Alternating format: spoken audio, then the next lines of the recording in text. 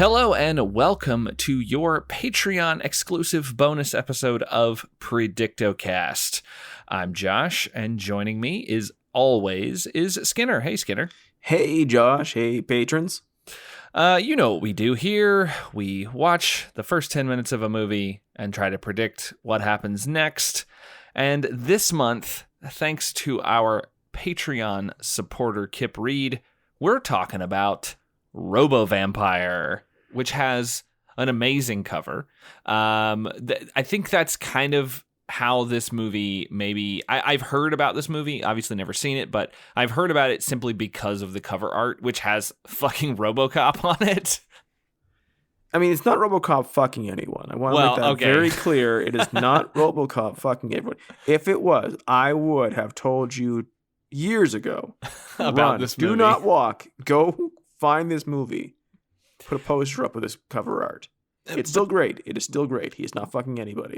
But that is the thing that happens a lot of times, is that you will see these covers from foreign films that just throw a random American property on it, and as an attempt, I guess, to gain some sort of foothold. But however, I don't know. Maybe RoboCop is in this movie. I don't know yet. It's totally possible. I mean, I have to imagine there has to be some sort of robot in this movie at some point. I mean, you couldn't sell it that hard. Maybe it's not full on RoboCop. I'm not sure this movie has the budget of RoboCop, though. I will say the vampires are very... I mean, the makeup is done well. Yeah, no, it's good. It's this is from noted Hong Kong director Godfrey Ho. This guy's made... He's listed on IMDb as having 148 director credits. He's made a ton of stuff. And basically, if you like bad movies, you might have seen some of his stuff. Maybe not necessarily bad. Maybe bad's the wrong word, but like goofy movies, you might have seen some of his stuff. My favorite of his is Undefeatable with Cynthia Rothrock. There's a clip going around a while back on the internet. It was like worst fight scenes of all time, and one of the clips included was the ending fight sequence from Undefeatable. It is absolutely ridiculous. The whole movie from start to finish is so goofy. It's totally worth your time. Seek that out. I'm hoping that some of that same insanity leeches into Robo Vampire, which came, I think, a little bit before Undefeatable did in the whole timeline of his directorial credits. When did this come out? I'm trying to figure out the exact release date, but I can't quite figure that out. I'm looking at his IMDb, and he's got so many credits that I'm just probably overlooking it. It's hard to say because you never know if things like this. I mean, it says 1988 on the Amazon Prime page, there we go. But you never know. I mean, if this had come out in 1993, we'd have a Bart Simpson on the cover. But we don't. We have RoboCop. This is one of those movies that it's... Sometimes we complain about the first 10 minutes, and we love to complain here on Predictocast. It is a tradition. We complain that like not enough happened for us to really talk about what could have happened. A lot happened in this 10 minutes. Like, a lot happened. Like, it was the middle of a fucking movie. Yeah, but we start in media res. And it is hard to parse what this movie is about, other than it has Jiangxi, Asian hopping vampires, and it has drugs, and someone's blessing drugs. Someone has hired priests to make vampires to guard the drugs. And it is said in such a way that it's like the most obvious business practice you could possibly do. Yeah, so we open with a guy being brought into...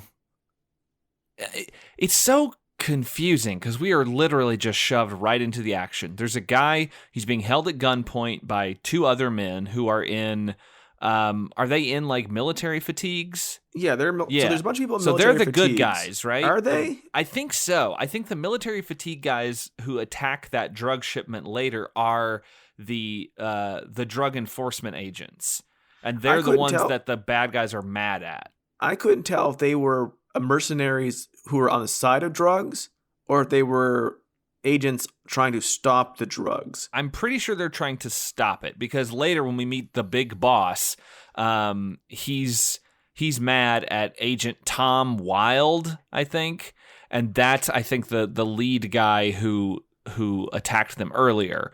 But we have a guy being brought into this sort of rundown area with lots of broken things everywhere and like corpses and stuff, and he's being held at gunpoint, and then some snakes come flying out of tombs, and then some Jiangshi show up and attack the men and kill both of them, and then the other guy, who we're not sure if he's a good guy or bad guy, he just runs away. And then we get a title screen that says Robo Vampire. And I know I just kind of ran through all of that, but it's just so unsmooring almost. Like I'm thrown for a loop because nothing is being set up for me. Like no one's name is said. No one, there's no dialogue setting up what is happening, what the stakes are, who's doing what. It's just there's guys in military fatigues. There's another guy who's just wearing like a windbreaker and jeans, and you can't tell if like he's the good guy and they're harassing him, or he's a drug smuggler and they're trying to stop him. Then all of a sudden they're looking in things and snakes are coming out. I assume they're looking for drugs. Instead they have snakes because the 1980s loved snakes. If you just wanted to have snake, by love snakes I mean snakes were humankind's like natural enemy. Yeah, so, well, we talked about it last month in the Killing of Satan, where they just had no problem murdering so many snakes in that movie, and it's like, yeah, maybe snakes were just like a really big problem. I mean, they have giant machine guns and they're just unloading on these snakes. Who someone's in a box throwing snakes at them for a very nice practical effect, and then all of a sudden, Jiangshi comes out of one of the tombs, grabs somebody, and then he fights them and kills them. And I think it's funny because they beat up the other guy whose name I don't know, and like I said, I'm unmoored as well. I can't figure out what the fuck's going on, which is fine. This is what the podcast we do, and they're fucking hitting him with the butt of a gun, which in most movies is an instant knockout. Oh yeah, gets up. Like nothing. They hit him and hit him and hit him, and he just keeps getting up and scrambling around because everyone's a cartoon in this movie. Well, I mean, yes. So we go from there to a shipment of drugs being brought in, and that's when we sort of meet, I guess, the guy who's going to be our kind of good guy. He's the leader of this group of narcotics agents, and they sort of do battle with the drug smugglers who run off, and that's a scene. We cut to a boat where we think they're throwing the drugs off the boat, but it's hard to tell. It's hard to tell. I mean, not the best transfer, and it changes aspect ratio a few times on us. Yeah, it does seem like that for sure. It goes from like slightly wider at the beginning to maybe slightly smaller. It's hard to tell. I mean, like we were both watching and we're like, did that just happen, or did I imagine that? But so once, like the first scene, it was hard to tell what was going on. The second scene, it was hard to tell what was going on. The next scene, we at least get some dialogue that really establishes this guy with a mustache and kind of a skullet. He establishes that he is in charge of the drugs, heroin. Oh, you mean Stan Lee? Stan Lee. He comes out with glasses on. He's smoking a J. He's just busy turning Jack Kirby into a vampire, but to do his bidding. And he just casually says, "Oh yeah, I just paid the Taoists to make some more vampires to guard the drugs." I'm like, what the sure. I mean, this is Jiangxi are an entire, huge, massive, deep, genre of film. Yeah, I'm Especially- very unfamiliar with like the sort of high points of the genre. Maybe this is one of them. I don't know, but like I know that the Chinese hopping vampires are a thing. I'm aware of kind of the general concept, but have never really experienced any of those films. So this is kind of a first for me. Not only the movie as a whole, but like the genre. And the movie isn't interested in explaining it to you. No. It is just a given that they casually have smoking undead sealed by scrolls hopping vampires. Yeah. Like everyone is very matter of fact about it, which, hey, to its credit, it's not telling you how Batman was made. It's just there's fucking vampires. So yeah, this great. is just like a thing that is in this world. If you need people with guns, you hire mercenaries. If you need to protect something that's underground in a cave or whatnot, you get some Jiangxi. There you go. That's just good business. Best business practices when you're smuggling heroin.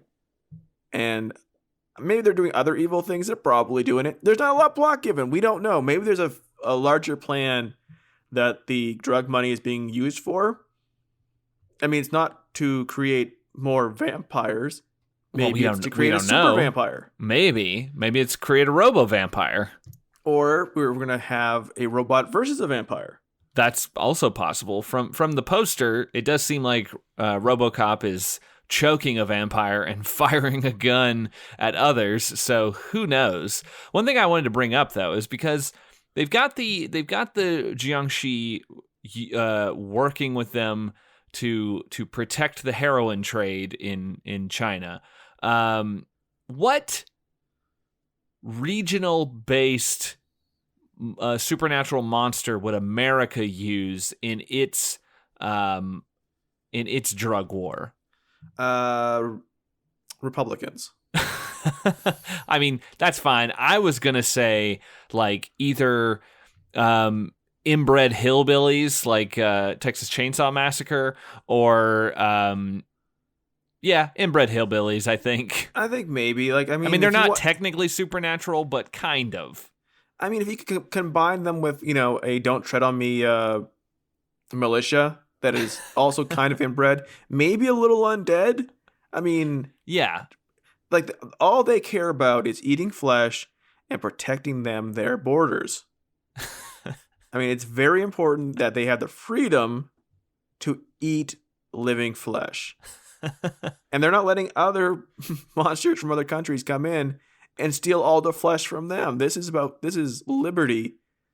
And also, they probably drink so much of that Liberty Mountain Dew that just came out. And they would be protecting the meth trade, probably. Oh, absolutely. I mean, the meth trade is very important. I mean, if you think about it, the meth trade is the modern moonshine. Except for dissolves teeth at a faster rate. And I know it doesn't actually dissolve teeth. It's the fact they eat a lot of sugar and stuff. The name of the store, there's a chain of stores near me called Fleet Farm. They're a big, giant chain of stores. Like they're kind of like they have your work stuff, horse medicine, all kinds of denim, all kinds of like patio furniture, everything you would want if you were just coming. You had to go to one store and you just didn't live near anything else. They also have the largest, most incredible giant bags of candy all near the front of the store. And I could not understand for the longest time when I first moved to the States, why is there so much candy at this stupid store that sells horse medicines? It's because of meth. Oh. They won't say that, but that is what it is because the rural meth users come in and like they just need a lot of sugar. Well, now I'm sad. I hope you're sad. Also, you can buy like fucking I once was in there because there was something on sale for Christmas and there was ornaments up and there was an ornament at this Fleet Farm store that they love the genre of hunting Santa. right? Because if you're trying to sell something to your dad, because Father's Day is coming up in recording time, maybe not in posting time of this podcast, but it will have just happened. It'll have just happened.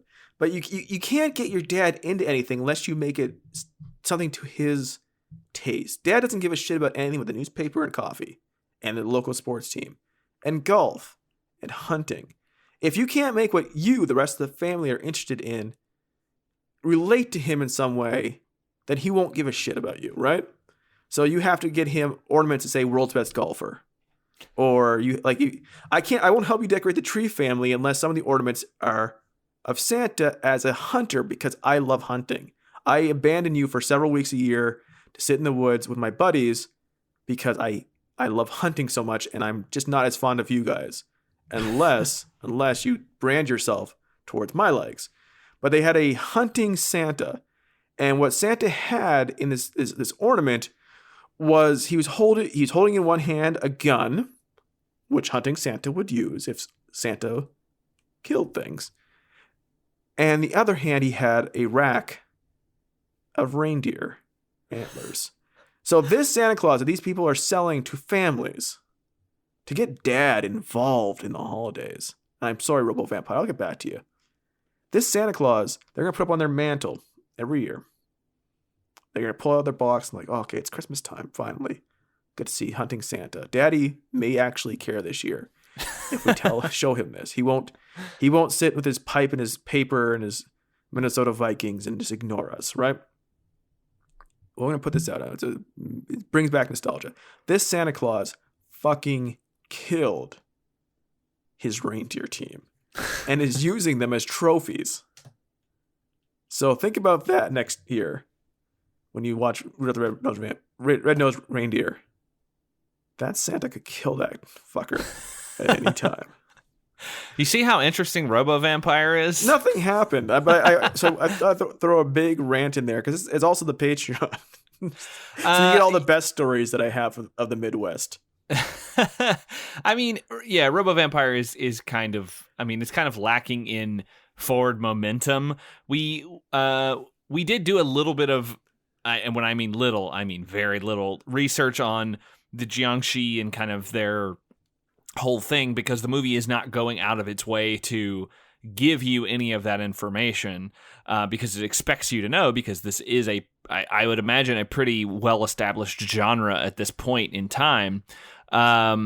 But there were some things that I found pretty interesting. Towards the end of our first 10 minutes, we have two bumbling guys, one more bumbling than the other, who are in a temple or kind of a tomb area where we have some of our vampires standing, and they're immobile because they have these pieces of paper across their faces, hanging from their caps. And Skinner, you found that was a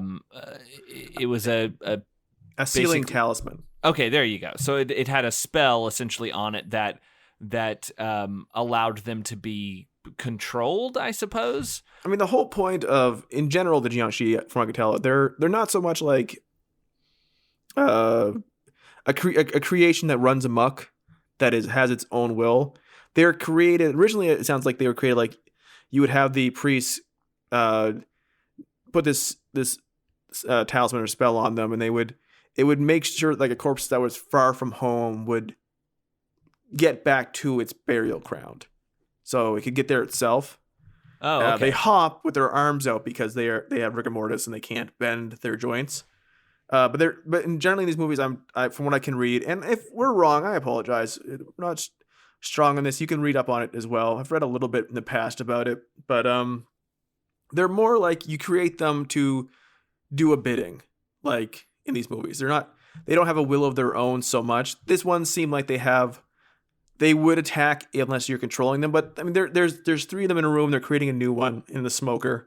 The idiot is trying to bless his drugs and decides to, and one of the Jiangxi, they're sealed and they can't move, steals a cigarette because it's cheeky, and then it steals a bite out of a slightly cooked chicken because it steals an entire chicken. Well, at first it takes a bite of the chicken, then it steals the entire chicken, like some cheeky and then it throws the bones into the guy's throats and makes them choke on them. I mean, that's what you would do if these assholes were just pissing you off and they were just taking away your chicken, trying to steal you up and trying to make you guard some drugs. And they seem like they have, like, they force pull and push a little bit. Sometimes the smoke comes out of their mouth. Oh, it looks like they're vaping all the time. They're vaping all the time. I mean, you wouldn't think that in 1988, but now in the days of stores that are called things like Vape Genius, you can't help but think they have somewhere in their robe some sweet rig or a nice pen.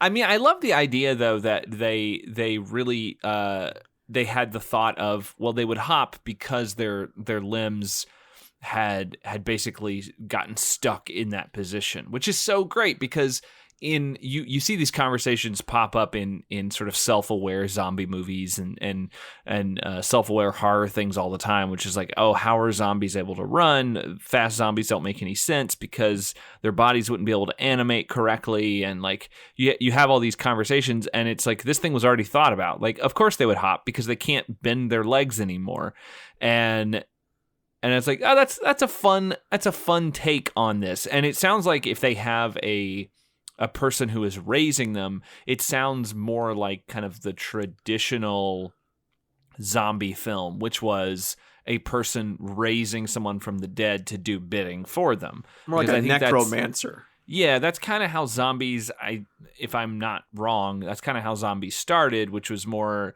less the George Romero people just coming back from the dead and wandering around eating and killing, more I'm going to raise these things from the dead and make them do something for me. And now it's all basically a allegory for a pandemic. Yes. So things have obviously changed. I guess it's kind of the same for vampires too. Like, vampires are kind of plaguey in a way. Like they're not this kind of thing. They're not a like the Jiangshi seem more like a take on a zombie than a vampire. I believe they're called vampires more of like when they were translating it for the market for these movies and stuff, they called them vampires to, help us want to, watch them. Much like you call a movie Robo Vampire, and hey, we're doing a show about it. So one thing we haven't done on this show yet is do some predictions about what we think it's going to be. Well, I was going to ask you, okay, so assuming there is a Robo in this movie. Yes. A 100% Robo. Perhaps it looks like RoboCop because the box art looks like a RoboCop. Yeah. If you were creating a Robo to fight these particular vampires, what would you install? What would it be its hardware? What would be its software that you would use to counteract these monsters? Like, what would you look for? If the answer is a big gun, that's pretty good. But what else would you do? I mean, the first thing I would do is make sure this robot had no balls. I mean, that's a weak point, if you ask me. Yeah, I think he should have some sort of scissor attachment so he can cut that piece of paper away. I mean, really. And then they'll be lost and they won't know where to go. A gun's great too, but what if his hands were just two giant knives? Like, just cut everything. Yeah, it's Edward Scissorhands, except he's a robot. I mean, I guess technically Edward Scissorhands is kind of a robot. I mean, he is kind of a robot. I mean, kids may not remember Edward Scissorhands, but I'm sure they all remember Edward 40 Hands. The fun game where you tape 40s to your hand. Or Edward Penis Hands, the weird, gross porno where he tries to eat spaghetti, but he has just two big, giant dicks on his hands. So, do we think the Robo in this movie will have two giant dicks for hands, and will he try to eat a bowl of spaghetti? Probably not. But you're operating under the assumption that you believe this Robo is not a vampire, but is there to fight the vampires. I am literally only going. The name sounds like it's a robot vampire. I understand that it's a Robo Vampire. The poster we're going at, it shows a literal RoboCop. When we say RoboCop, we're not saying someone that that seems in the vein of the character RoboCop from the movies RoboCop 1, 2, and 3. And the TV show and the weird Canadian movies that they put out. Hey, they're not so weird. They're just, Have you ever tried to watch them? Because they're very bad. They were on TV all the time because of Canadian content rules. Also the cartoon. Also the RoboCop versus Terminator video game that actually happened. That's crazy. But it is literally RoboCop. It is not. It is just RoboCop on the poster art. Yeah, it's definitely. I think you're right. It's definitely gonna be a. You could revive one of these monsters. They're pretty, and they have curly claw hands, and one of them has been in a smoker for a while, so its face is kind of hamburger. But like, I suppose you could take someone who's been turned into one of these. The movie is not interested in saying so far where they're getting their supply of humans to turn into Jiangxi, but perhaps you could take someone who was turned into Jiangxi and then turn them from there into a RoboCop, a Robo Vampire. But I don't think the movie's going to be that thoughtful about transforming somebody twice. No, probably not. I mean, I think this will be I think you're right. I think it's going to be a very simple, like, here is a robot to fight the vampires. But the big question is, where does the robot come from? Because we already know that we have. I think that they are really copying RoboCop, because we have a narcotics agent who is our good guy police officer. What if he dies and is brought back as a robot? Much like how RoboCop gets injured and then they fix him up and he becomes a RoboCop. I mean, that's the most obvious answer. I hope he gets blown up as much as. Oh, that would be great. What if somehow there's just like a scene like from the first RoboCop where they just blast him full of holes for no reason? Like, why? But the vampires suddenly have guns. When you see that scene, when you go back to that scene and then think they marketed this to kids. They made a cartoon. Like, as a kid, I was fully aware of all things RoboCop. That movie is fucking violent. I mean, it also is a satire, which is also kind of forgotten in future installments. But in this one, I don't like. I mean, what if he was just kind of mostly eaten? Because we do see one of the vampires pieces of kind him? of very slowly eat a very juicy chunk of neck earlier. Oh, that's true. So what if they ate his dick? I would like it if they just ate part of him, and so they used what was left to make the robot version. I want a movie where vampires eat your sexual energy. And the only way to fight them is to make a robot person who has no dick. Oh, and has no sexual drive. No, he has a sexual drive. He just doesn't have a dick. Okay. His sexual drive is just a hard drive. He literally has the hardest drive.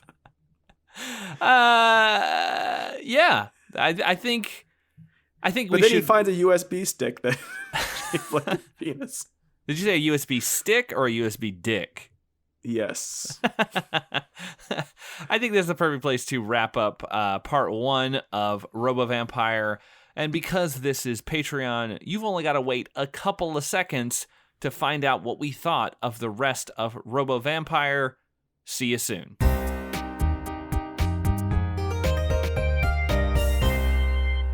Welcome back. We have now watched the rest of Robo Vampire, and we're going to talk about it. Although I don't know how long we'll talk about it, because I don't know, a lot of stuff happens and then also nothing happens in this movie.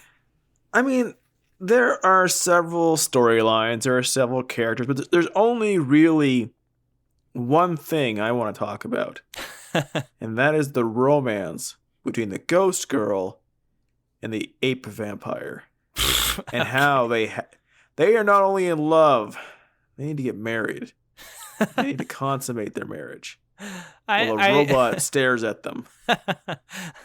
I love that there's still a bureaucracy involved. Like, we must get married. We must be legal in the eyes of the law. I think it's so funny how many times in this movie someone says kill something that's already dead, which is great. But these are two dead creatures One has been turned into is died and turned into a vampire zombie thing. The other one is a ghost that comes out of fucking nowhere. That has really nothing to do with the movie. Well, we'll talk about in a second how there's a lot of things that don't have a lot to do with the movie. She comes in flying in wearing shorts and a see-through top. And they killed themselves so they could be together in the afterlife. Apparently by that they meant they would get lawfully married by a priest in the afterlife. But what is her name? Do you remember her name? I don't know her name. I just wrote down Ghost Girl the entire time. Okay. I didn't know anyone's name until I didn't know Ray's name for a long time. I know Andy's name. I know everyone's name from that storyline. I know Ray, and I know Andy, and I know Andy's sister Wendy, who has a romance with Ray.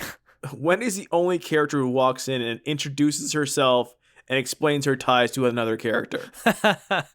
Yeah. Hi, I'm Wendy. I'm Ray's little sister. Or no, not Ray. Andy's little sister. Yeah. If everyone had done that, it would be such an easier movie to follow. Well, Ghost Lady kind of does that. And before we say any more about it, I think we just have to play like her entire sort of introductory monologue. It lays out everything that you have to know about that character because she, as you said, literally comes out of nowhere. And having her basically just bluntly state exactly what is going on makes it so much easier when everything else happens and you're like, okay, I at least know the motivation for those characters in that storyline. How can that be a lady ghost? How dare you enter here, you witch? How dare you take my lover's corpse towers and turn him into a vampire beast? Now he is condemned to a living death, and we can never be together in the afterlife. But he is from the east and you the west. How can you explain it? Orientals are a stubborn race, and both his parents opposed our marriage. It was then that we decided if we could not be together in this life, Peter and I would be together forever in the afterlife. You have robbed us of this by turning him into a vampire beast. Now my only thought is of revenge. Now my dreams have been shattered. I hold you responsible for my misery. I mean, that kind of sums it up. Peek behind the door. I watched, for the first time in about 3 months, I watched the second part of the movie before Josh. And it took me too long, really, to understand. And I wanted to tell Josh as a way to understand what was going on, that there are 2 movies in here shoved into one. Because in the first part, we couldn't figure out what was going on. Things kind of flip-flopping back and forth, and we weren't sure who the good guys were and who the bad guys were and how everything was connected. It turns out they aren't connected. There is a story with Robo Warrior, who is the RoboCop, the Ghost Lady, the Hopping Vampires, the Ape Hopping Vampire, the Taoist Priest who does all kinds of cool things with his hands, and the Stan Lee-looking motherfucker who's in charge of the drugs. That is one story. Then there's Ray, Wendy, and Andy versus other drug smugglers trying to free Sophie, who's being tortured and sexually assaulted, which is unfun to watch. Yeah. I mean, thankfully they don't go too far with it, but that's what happens in these movies for some fucking reason. It always happens. Every time we watch one of these movies, a woman is captured and the bad guys have their way with her. Usually not on screen, but it's very much inferred. I kept waiting for these 2 groups to sync up in some way, to meet up. Like they were all going to meet at one time at like a final castle in the game before they fought Bowser. That's never going to happen.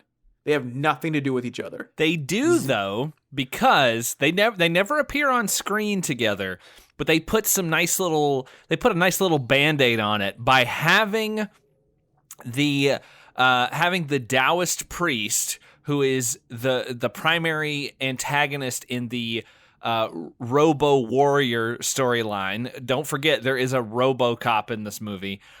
He's the primary antagonist there, and he meets with Cole, the Stanley-looking drug dealer guy who is involved with Ray's storyline. And he comes in and I don't think it's the Taoist guys even there. I think it's just the back of someone wearing a costume or something. But he's like, that guy Ray destroyed my drug operation. You have to help me get him back. And he's like, yeah, I can do that. But first we have to destroy the Robo Warrior. So that's the only way that those storylines meet up. It's just through a line of dialogue. Considering everything is overdubbed, there are smoother ways to have done that. But I do appreciate the back of the shirt thing. This is kind of, I think, a thing that Hong Kong action films kind of did. And I was, when you mentioned that the storylines have nothing in common, it made me think of these other two movies that I have seen that I got because they sounded very stupid. And they are the Catman films. No, I didn't mess up saying Batman. I meant Catman. So there's a film called Catman in Lethal Track from 1990 and a sequel called Catman in Boxer's Blow.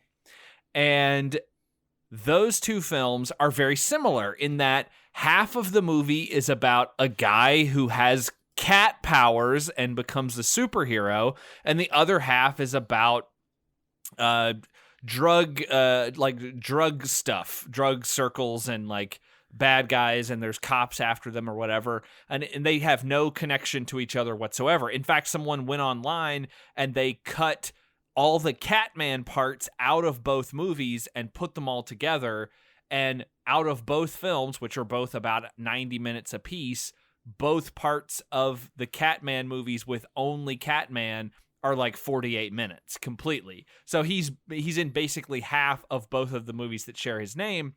And it's funny because I went and looked these movies up, and they were also both directed by Godfrey Ho, who did Robo Vampire.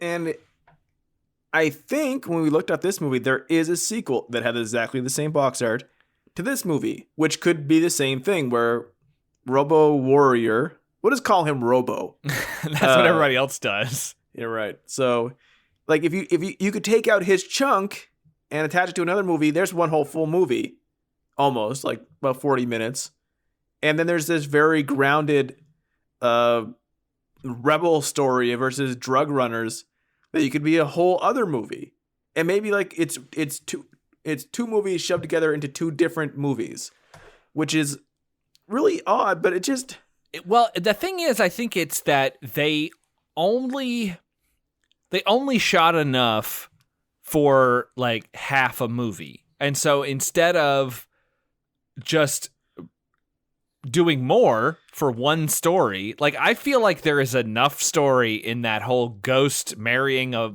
super vampire to carry a 3-hour film. But they didn't have enough. And that the thing that boggles my mind is there's enough story there just in that little chunk alone, but those characters also occupy the story where we have a cop who becomes a robot warrior.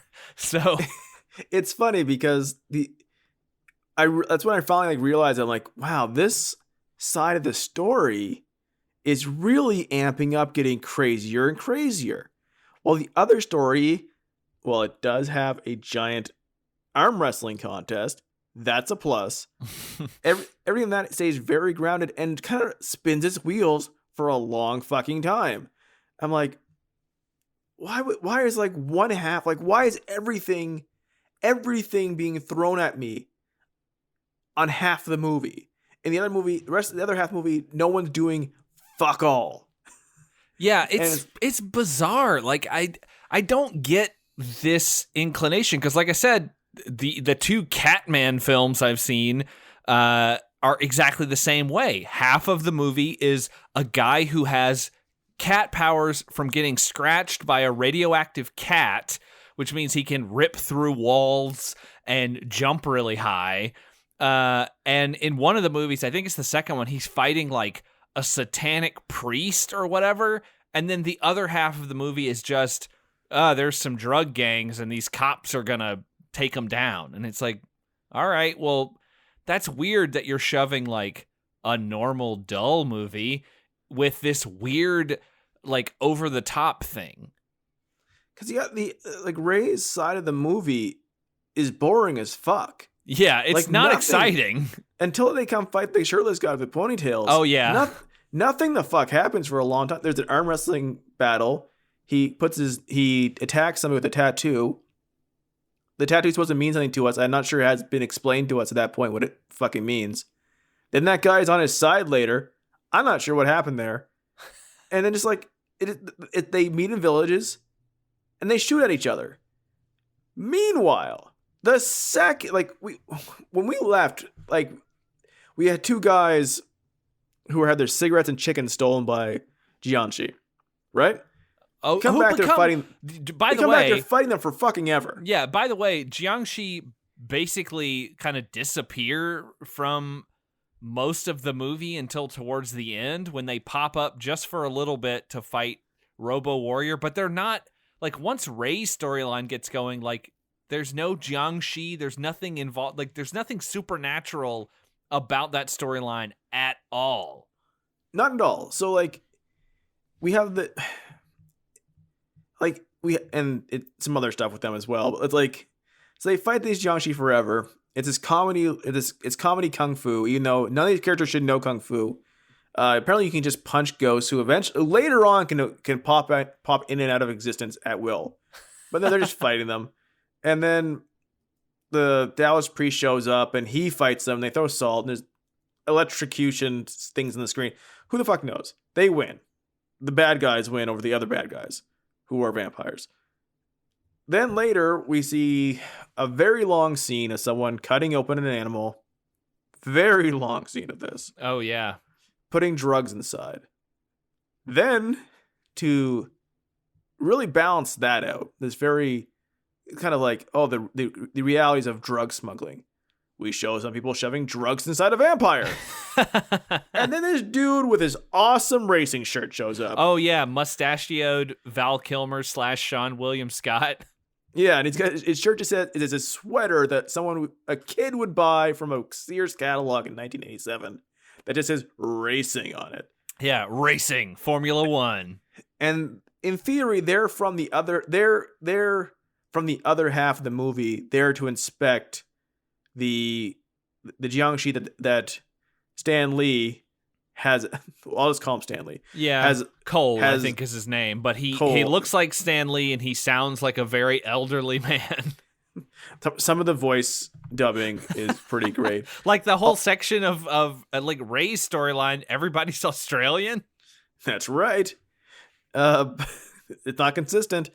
And then like they're there to because Cole has asked for more Jiangxi to guard the drugs. Because that's what you do. Even though the other half of the movie is not at all supernatural, these guys are talking like it's just a thing you do. No one's ever shocked to see fucking vampires, though. It's just part of the trade. So they're there to see them, and they're like, "Oh, they're no big deal." And he's like, and the Dallas priest is like, "Well, I've made a super one, and I can control them, but you need to wear a garlic wreath," which I didn't think was a thing with Jiangxi. And here it goes. I'm gonna light it up, make it start. I can control them, and then the lady ghost comes flying in. And from that point on, anything to this storyline is fucking nuts. Yeah. Like, again, that could be its own movie. It doesn't need to be paired up with this other boring storyline. The other great thing is every Caucasian actor in this movie looks incredibly bored and is not trying. The ghost girl is just smirking through the whole thing. Well, I mean, she's a ghost. I mean, she's a hot ghost lady. Of course she would be doing that. She's got that Zooey Deschanel like smirk going on though. From Elf, she's just like, eh. What an adorable ghost she is. What an adorable she comes fucking flying in. The amount of times this subtitle said supernatural whooshing. Yeah. So every Jiangxi we've seen at this point has blue skin and hamburger face. Like this movie loves its just effects of putting like just meat on people's face. Yeah. But the super vampire is made from her lover, who they killed. They killed themselves to meet in the next life because they weren't able to marry in real life because their parents and such. So she comes in. She's got this like she's all in white. Her face is painted white. She's wearing shorts. At first, that's like, why would she be wearing shorts? That's an odd choice. And then she starts fighting the Dallas priest, and they fly back and forth because ghosts fight like people. Well, and this is at least and you can fist fight ghosts. That's a thing you can do in this movie. It's at least interesting because you've got like, as they kind of fly back and forth, like the Dallas priest, there's like sparks flying off of his shoes as she pushes him, and like no, there's palm fighting. They push their palms together and push each other for a while, and she smirks, and then she attacks him with her butt, and then she smirks some more. And then he gets the mega vampire, this Jiangxi who's wearing an ape mask. Yeah, he looks like a wolf man. He looks like a wolf man. He holds sparklers in his hands a lot. So that final battle with the Robo Warrior and him with the sparklers made me laugh so much. I'll tell you what made me laugh the most, and that's Robo Warrior, who we'll get to. Well, we haven't even talked about the fact that there's a RoboCop yet. There's a RoboCop in this movie. He's not important. Nope. He's in the name of the movie. He's not important. He has but one weakness: rockets. You mean when he turns into an exploding baked potato? Oh, if we so the ape monster is her lover, and he's like the priest is like, kill her. She's dead already. She's a ghost. Whatever. And you don't think anything's gonna come of this because it's so out of nowhere. It doesn't feel like it's important other than a show like, I'm like, wait, it's weird they brought in a girlfriend for this monster. Because none of the other Jiangxis have had any personality or any backstory at this point. And actually from this point forward, they're all very just generic dudes with a little bit of like blue makeup on. They stop looking weird and gross from this point forward. Yeah, from this point forward, I thought maybe she was turned into Jiangxi because all of a sudden they all have the same like makeup effect as she has of just white paint with a little blue around the eyes. They have been hamburger faces every single time until right now, and then from this point on, none of them look like that anymore. But I'm like, oh, okay, cool. It's this weird thing to add depth to this ape monster vampire hopping thing, but why would you do that? And then he's about to kill her, and then he sees, because she's wearing shorts, a tattoo on her leg and recognizes her, and they're both in love again. Oh yeah, and that's what that was. I forgot about that. And then our two dudes who I forgot were there, there's two white dudes, both with a garlic wreaths on, one with an awesome racing shirt on, go, Taoist, that lady ghost loves him deeply. Can't you just let them be together? And he's like, what? And they're like, yeah. If you let the Jiangxi and the ghost girl get married, then they're both on our side. I'm like, what? They'll get married? What do you mean married? He's like, I guess they're like, you can put together something. He just can't say they're married. He has to put together a ceremony. Yeah, he has to have a ceremony. And like, this is a movie about drug running, right? Well, I guess. I'm like, what is going on? How is this the plot? Why are the two monsters in love? Well, that was my note. Why are they getting married? They're dead. My note was, why isn't the movie all about them? Because at least that's an interesting idea. I just love that the two observers who are from the West and have no insight to this world of the Dallas priests are like so calmly like, if you just let them get married, then you'll have two monsters because you'll have a married couple instead of just one monster and another monster who's just a side meat. A little piece of ass in the side. No, you got to make them honest. Get them married. That's how you got to do it. Mystical wishing. And it's like, what has happened? And I think this is right though, because the ghost lady is like, he's like, if you guys get married, then you'll have to both listen to me. And she's like, yeah, okay. That's never going to be consistent for the rest of the movie later. No. But then we meet the hero of the movie. And this is the guy who's going to become RoboCop, Robo Warrior. Yeah, this is Tom. We know he has a wife who's left him because he won't not be a cop because he thinks about her when he's about to watch the two monsters fuck. I want to explain that later. But he fights the regular Jiangxi, who now look just like the ghost girl. So I thought maybe like that they had gotten married off screen and now she was like, she had married into being a Jiangxi herself. That's not what happened. She's just gone for a while. And so our ape friend, the super vampire, comes and he has sparklers in his hands and he kills them with sparklers. And he's dead. So the military... this very matter-of-fact conversation that these two guys have. This is something that happens all the time for these people. Yeah, I loved it. The nurse comes out and she's like, "Oh, he died." And then the one guy just turns to the other guy and he's like, "I want to use Tom's dead body to create a robot." And an android-like robot. Yeah, an android-like robot. And the guy's like, "Can you guarantee results?" And he's like, "Yep." He's like, "Okay." So then they show him welding. How? Because this outfit is clearly like rubber or fabric. He's a tinfoil asshole. He's just it's just shiny. It's like the inside of a winter coat. Like I said, out. It looks like a home plate umpire outfit, like spray painted silver. He has an antenna coming out of his sunglasses, so you can do walkie talkie. But he calls himself Robo Warrior. He's now a RoboCop. As a RoboCop, he can do a few things. He can shoot people. He can punch hard, but he never really does. And if there's a fire in front of him, he can sink into the sand.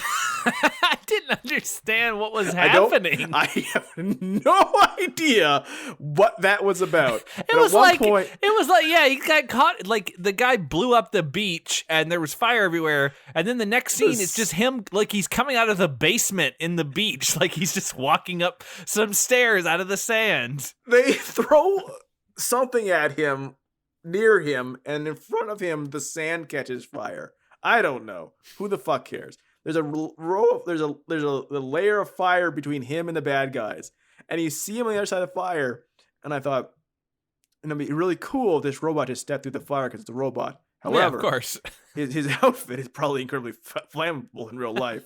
Yeah, so go up like that. Don't get too close. Probably covered in spray paint and hairspray. Behind the fire, you see him sink. Like he's going down to his knees. Like he's like a mime going down an elevator. And he's just sinking and sinking and sinking and sinking. And then they show him after walking up out of the sand like it's stairs. But the bad guys are gone. What was this? I have no idea. It's like they forgot what they were doing. He has the Robo Warrior has lightning fast reflexes and can burrow like a turtle into the beach. Just standing still does all of a sudden like he makes his gravity heavier. Do we need to talk about any of Ray's plot line? Like another DEA agent's killed. I guess we could talk about the church with all the coke inside that giant cross. Okay, here's my question about this, because at this point I still had figured out it was two different movies, right? So I couldn't tell who the bad guys were and because the good guys, the anti-drug agents, are very animated and aggressive, so they kind of look like bad guys sometimes. But there's these guys hassling this priest about where he's hiding the drugs. He's like, I'm a priest. I'm a man of God. Why would I have drugs? The overdubbing is great and has a lot of people having no inflection to tone. So they start beating the shit out of him off screen, which is funny. And then one of them just happens to knock over this giant cross that's behind the pulpit. The cross immediately breaks and drugs come out from everywhere. And then the DEA agent comes out, Sophie, and like kills them for beating up the priest. My question about this is, isn't the priest a bad guy? Why is she defending him? Why is the cross full of drugs? I don't know. Because I was confused for a second that she calls him father, and it didn't register to me that he was just a priest and she was addressing him by his title. I was like, wait, is that her dad? I think, and here's my guess, is that she actually is his daughter in the non-dub version. And then in the version we got, because she doesn't do anything that explains that she's a DEA agent. No, they just say it a lot. They just say it a lot, but she is captured very easily. She's tortured. But like, in theory, I think I read up, like, she's supposed to be like Robo Vampire's partner. But they're not in the same movie. Yeah. Okay. But they're not. but they are not. Don't worry, Josh, they're not. So I think she was just the daughter of the priest, which is why I explained why she's the other white person in the town. And they for some reason, Ray's team has to save her. Yeah. And like maybe they're of some importance politically. And really none of what Ray and them are doing have anything to do with drugs. Yeah. Because is it ever having... It's just bad guys versus good guys in that one. And they're trying to free her. Well, is it ever having to do with drugs? Well, yes. I think because they are... I think just by the fact that they are DEA agents, that but young and... Well, yes, I guess. I mean, it certainly seems like Ray is just some random mercenary that the police go to get Sophie back. Yeah, I think that the police... or the American government came to them or whoever and said, I'll give you $20,000 to get a Merc team to bring her back. I don't think it was actually, as filmed, had anything to do with drugs. No, I mean, I think we're led to believe because Cole and Young are working together and Cole is the bad guy who wants the Taoist priest to help him get his drug operation going again with the vampires after they destroy Robo Warrior. I guess, the easiest way to bring these storylines together is to send Robo Warrior to get Sophie back, and then boom, you're done. But he has nothing to do with it. But he has nothing to do with it, so it doesn't matter. I do like at some point in here after we meet our Robo Warrior, we have this one guy with a mustache who has this hilarious voice talking to the Taoist priest about possible traitors. It doesn't go anywhere. Who cares? But like, the Taoist priest strokes his beard and thinks, and he makes a proclamation. He goes, all anti-drug agents should pause, be terminated. And then everyone's like, yeah, good plan. Like, weren't you guys fucking killing them anyways?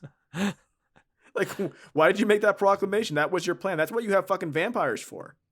Well, this is a movie that needs to lay out basically everything that is happening so that no one gets lost. But at the same time, we have multiple stories. The whole time. So I got so confused where they attack this factory, like, because everyone's in fatigues at certain points. Yeah. So the vampire people attack a factory they get asked for their ID, which is just fucking hilarious when one of them's dressed up like a cartoon priest. And then they attack these people with super vampires. And then the Robo Warrior comes, and that's when he finally he uses his antenna to call back and calls himself Robo Warrior coming in. He did this really high voice, which is amazing. And then he fights them, and that doesn't go anywhere. I mean, you could say that for basically, we could repeat that like 7 or 8 times. He fights them and it doesn't go anywhere. I mean, the only time it ever goes, okay, it's going to go somewhere near the end, but like the middle kind of runs in the middle. Like, yeah, there's an arm wrestling contest that turns into a knife fight. That's where we meet Wendy, who's Andy's younger sister. She, a new character, pops out of fucking nowhere. Yep. And then she's instantly Ray's love interest. He's going to be creepy as fuck with her later. That fucking scene of them in the water. God, that sucked. And then, God, a gang of vampires pins down the Robo Warrior by grabbing all his limbs. That's kind of funny. But then, like I said, at one point, so the Robo Warrior hasn't really done much yet. Nope. And he's the main character. He's the RoboCop. So you're waiting for him to be really cool or have anything to do with the other half of the movie, right? And then the bad guys show up and they're like, "Oh, look at that fucker! He's made of metal." Pull out a rocket launcher over their shoulder and they shoot at the robot, and he hits him right in the middle. And he fucking explodes. Yeah. My favorite thing is that he explodes, and the next scene they're trying to put him back together. The guy on the radio is like, "Save the Robo Warrior." And then they're putting him back together, and you just hear one of the technicians go, "Looks like he short-circuited." It's like, no, motherfucker, he blew up. Like he short-circuited. And then one of them says, and I quote, "Not that serious. Fucker was blown to smithereens. He was on fire." He was a scarecrow on fire that exploded into a million pieces. He shot right in the center of his body with a rocket. He short-circuited. What the fuck was that about? And so he's back. So what the fuck was that for? Yeah, no, it's like it didn't even mean anything. Like he blows up and they're like, "Well, we can just fix him," and then he's fine. And then he's unstoppable pretty much the rest of the movie. We come back and Ray had found some guy with a tattoo to tell him where the bad guys were, because he had the same tattoo as I guess the bad guys who have Sophie, and he threatens him with a knife to get information from him for the longest time. And the guy just smirks at him, pulls his hat down, then looks worried, then smirks, and then pulls his hat down, then gets worried. So this guy appears to be a bad guy, and then he's on their team from that point on. He's just with them to fight the guys he apparently was on their side for. Well, then why did they not extend that same courtesy to that child they murdered later? Oh, fucking Andy is cold-hearted. He's a cool one, that guy is. We come across a town that has a bunch of upside-down crucifixions. For reasons. I didn't notice that. I think I blanked out a lot of this middle part of the movie. That's where the kid is, I think. They have like the whole town's dead and a bunch of people are crucified on crosses upside down. So their heads are touching the ground. Totally missed that. I just remember the kid, them shooting that kid to death. So what Josh is talking about is this little kid, a child warrior. They almost shoot him in this town. They're like, and they're like, "Oh no, like he could be with the bad guys." Like, "Oh, he's just a child. Let him live." And he runs off and they turn around and he's got a grenade in his hand, and Andy, who's Wendy's sister, that's all you need to know about him. He shoots the kid, and then Wendy like walks up and's like, "How dare you? You're a real cool one, Andy." And then he walks down, then like somehow doesn't realize in his hand is a grenade. No, see, that's the thing. They think it's a rock at first. She thinks it's a rock or something, and then she realizes it's a grenade. He stops her, and she's like, "Oh, I didn't notice it." I thought it was gonna be a scene where like they're worried with the grenade going off, because she's on the ground just staring at it, and they're holding her back. Cut scene. She's bathing.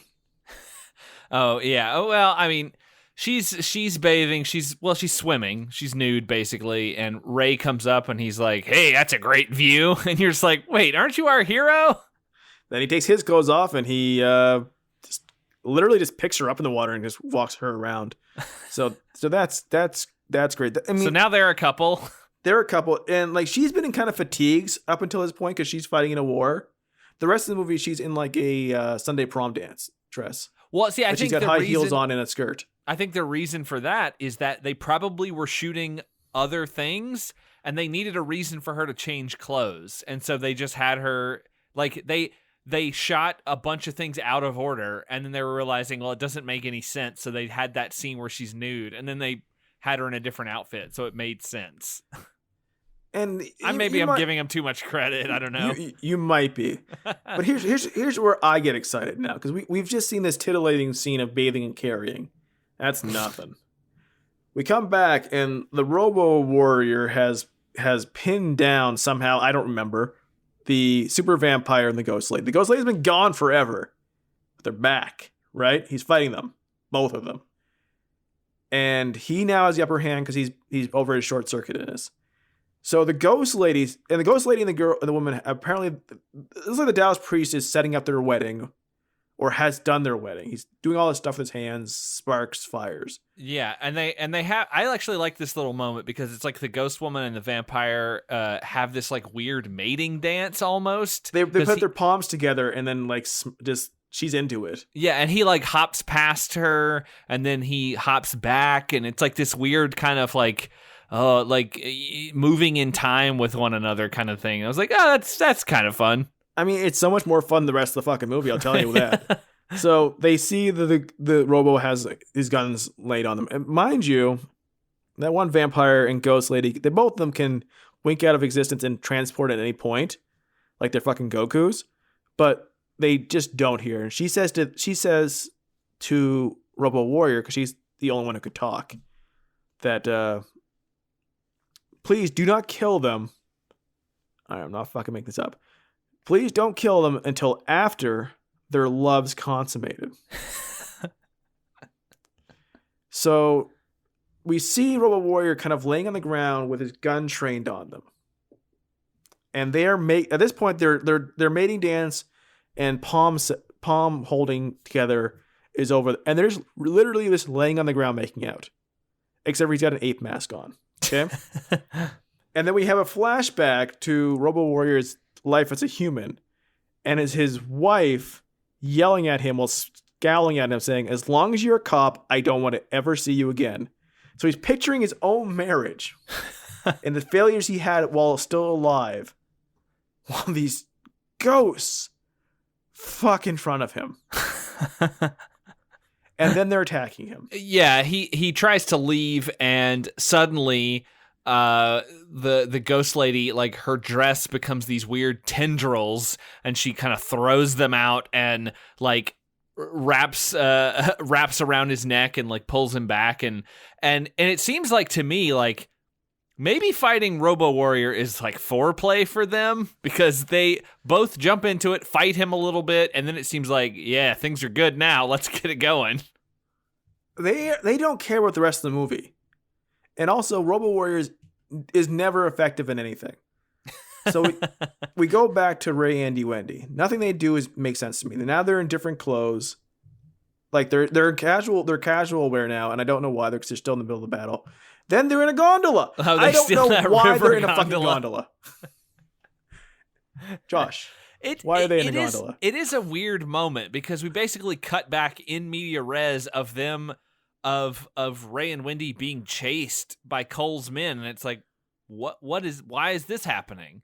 And then they jump on that gondola, which is promptly blown up, sending them into the river below, and then they're captured by Young's men, which is the other bad guy drug dealer guy who kidnapped Sophie. Right. And they're being put behind bars like she is. And what is going on with are they just, what are they pouring? Are they just pouring water on them, or drugs on them? I think it's water. I think it's just like a water torture thing. Yeah, it's just dripping water on a person to drive them insane. Well, they all look incredibly tired very quickly because of this water. And if you stop the water, they get their senses back very quickly. But now they have pipes above them, and they're like Sophie, which we hadn't mentioned. Sophie's I feel there. like does she just disappear at this point in the movie? Because I don't remember seeing her anymore. I can't remember if she helps them fight out of it. Because like when they're locked up, there's like another woman who is there who helps them escape. The girl but, with the bruised Sophie's legs. not there, and I'm like, why is she? Where is she? I don't remember. I don't think she's in the movie anymore. So it has never been. I keep saying so because this is the kind of movie it is. So it has never been.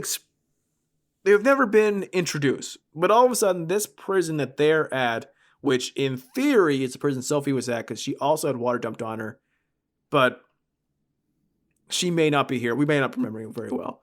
I don't care. No one else cares. Yeah, I blanked out a lot of this. But they are now being guarded by these very buff, very shirtless, ponytailed martial artists. Yeah. Who were not in the movie until this point. Nope.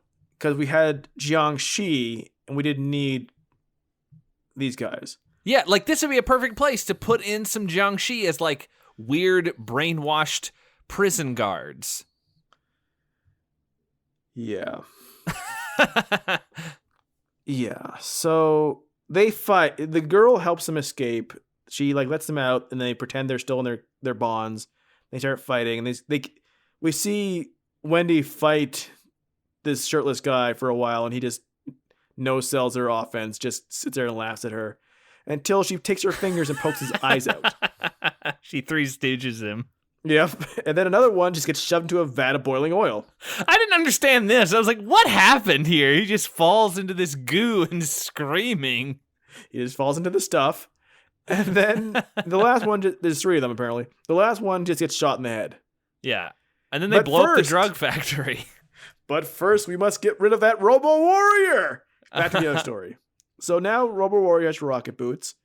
And he trains his guns on the Dow's Prince, the bad guys. It says, drop your weapons in 15 seconds. 15 seconds. And then he starts to count down from, just shoot them. I loved that detail. I was like, wow, you want them to comply, but you're giving them time to do it. Sometimes if someone says drop it in 3, you're like, whoa, I gotta process what you're asking me to do. It's like, that's too quick. 15 seconds, I can wrap my brain around it. I got time to process the request, to decide the best way to go about complying. Like, I appreciate that. So, can you explain to me what happens next here? Well, I mean, I think at this point we're done with we're completely finished with the Ray storyline because they blow up the drug factory and that's it. Their story is done. But when and why are they in Hong Kong? I don't know. So we go from 15 seconds and him having rocket boots. Next, we're like just in this dark street in the city where this couple is just walking randomly down the street, and the ADR is going fucking crazy with muttering talking. It's just yeah, they're like, oh, what's this? Oh, I like this place. Oh, this place is great. Well, yeah, I really like this place. like Yeah, and the lights and everything. It's great. Yeah.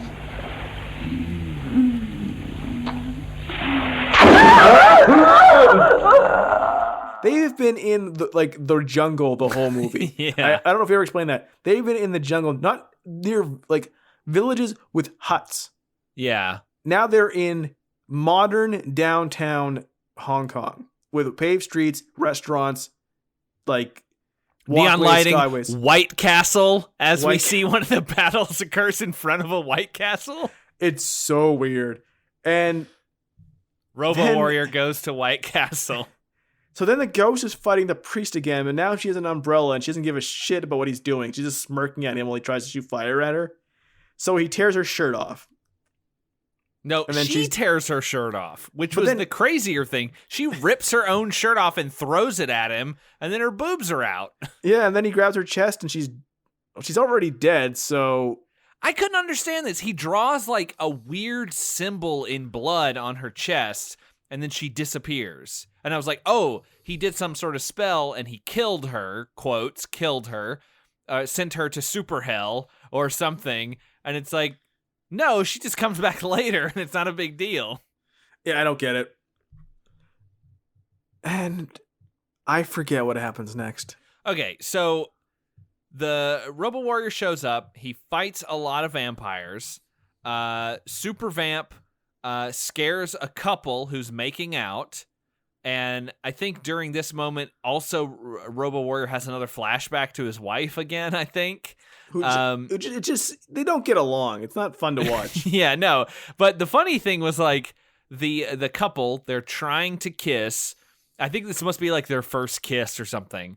And the guy is going in, and then he opens his eyes as he's getting closer, and the super vampire is just sitting there growling next to the woman who doesn't notice, and the guy goes, ugh, and then he just like, it scares him away from kissing her, and she doesn't understand why, because when she opens her eyes, super vampire's gone.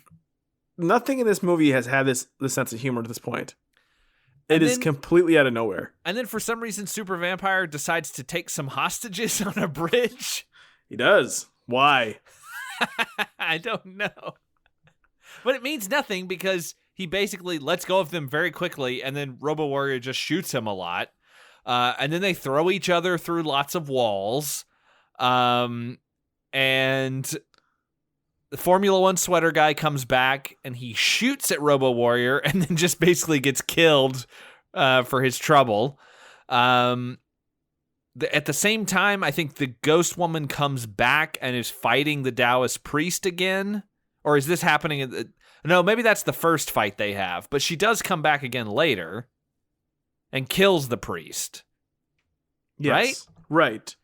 And then there's the great scene where the Super Vampire shoots sparklers out of his hand and they ping off of Robo Warrior. And this scene, they cut back and forth from them like 7 times.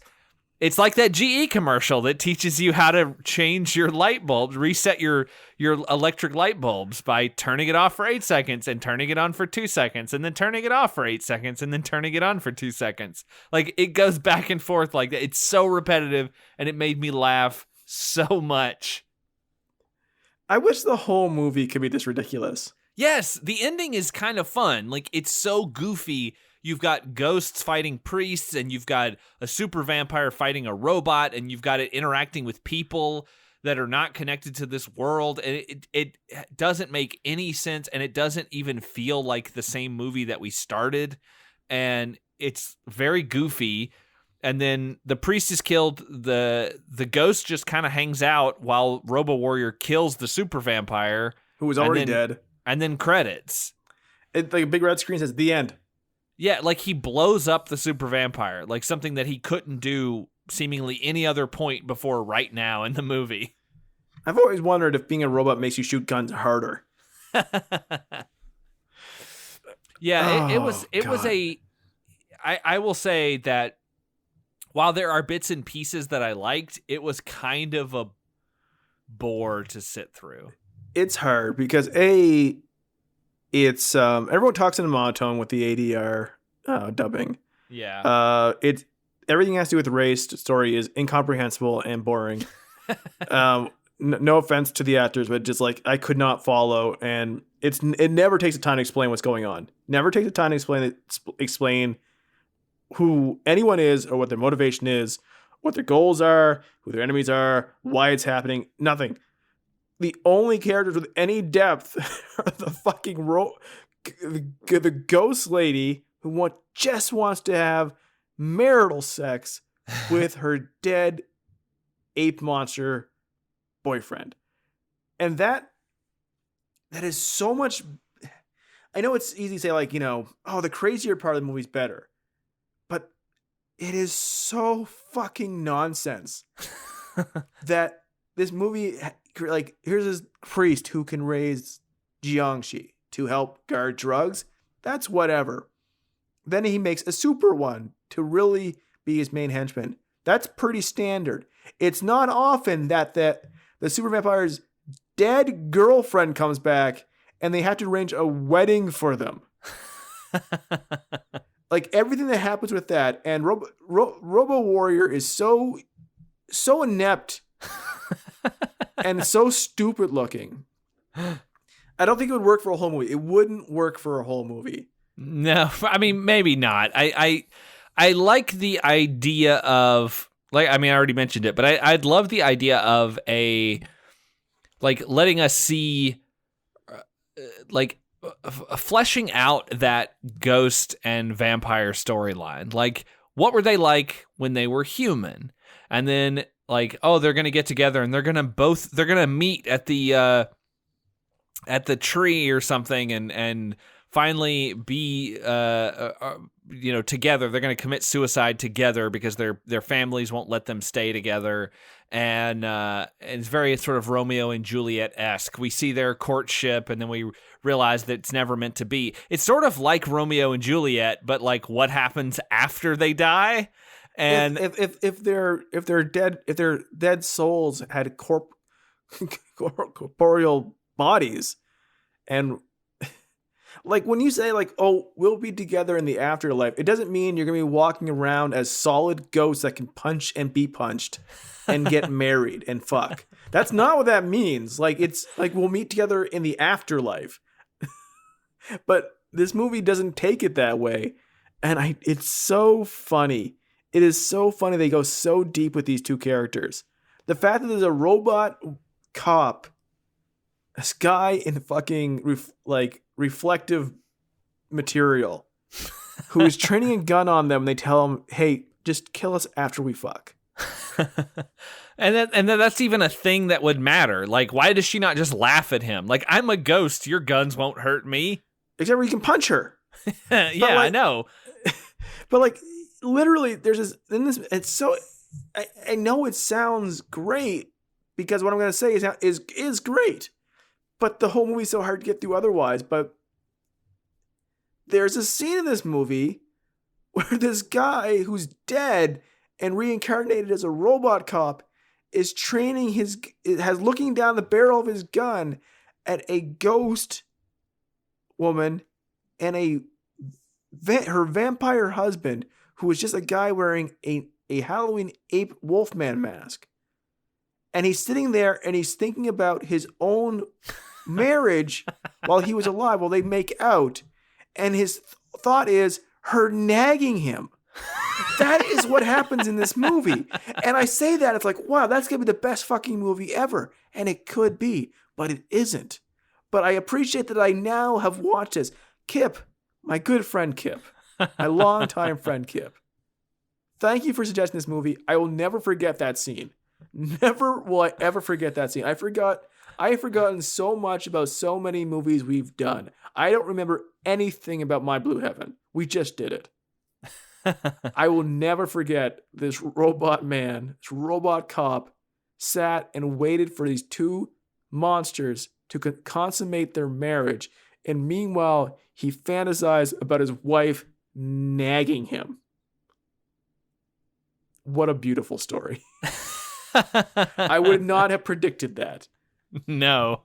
I mean, yeah, that scene, I was gonna like try to check YouTube because like I mentioned earlier, like with those Catman movies, someone took them all and just jammed all the parts with Catman together, and you got to watch that.